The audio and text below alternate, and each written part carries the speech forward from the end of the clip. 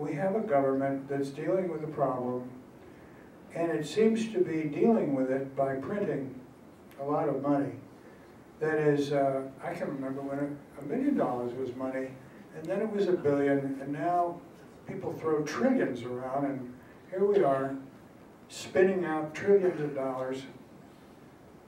When you spin out trillions of dollars, at some point, don't you get inflation? Yeah, so, and the answer is, you really got to be careful.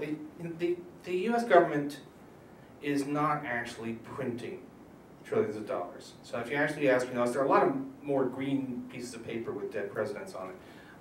There's some, but actually even that is basically just stuff that people are holding because some people don't trust the banks. They're actually saw a report that you can now buy a safe that fits into your mattress, and so there are, and satisfying that demand isn't inflationary. Actually, there was a Japan, which in the 90s had something like what we're going through now. I was told by Japanese economists there was only one durable consumer good that was selling well in Japan in the 90s, which was safes. So it's the same line. But mostly what we're saying when we're printing all this money, what we're actually doing is that banks are being credited with huge deposits at the Fed. So bank reserves, which are held at the Fed, which is just an accounting thing, have expanded by $800 billion or so.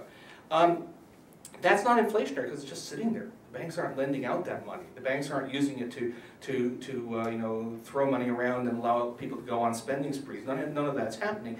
That's all because the banks have become too afraid to make a lot of loans, and so people are putting their money into banks mostly because they think the banks are safe because they're federally insured, and the banks are basically putting their money into the Fed because they say the Fed is as safe as it gets. None of this is inflationary. And on the other side, the Fed is going out there and lending money to banks that are in trouble, lending money to companies that are in trouble, buying up commercial paper, buying up mortgage-backed securities, in a way doing the job the banks ought to be doing, but with the private banking system is too dysfunctional. So all of that shows up on the books as, wow, we're printing lots of money, but it's not actually inflationary. It's actually a kind of desperate attempt to prevent deflation, to prevent the economy from imploding.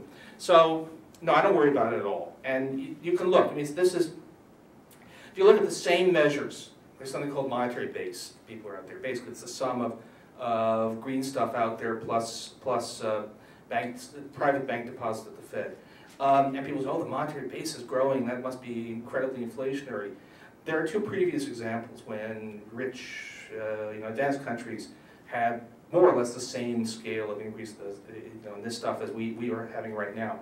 One of them is Japan in the 90s. Doubled the monetary base between 97 and 2003. Prices kept falling. The other is the United States during the 30s.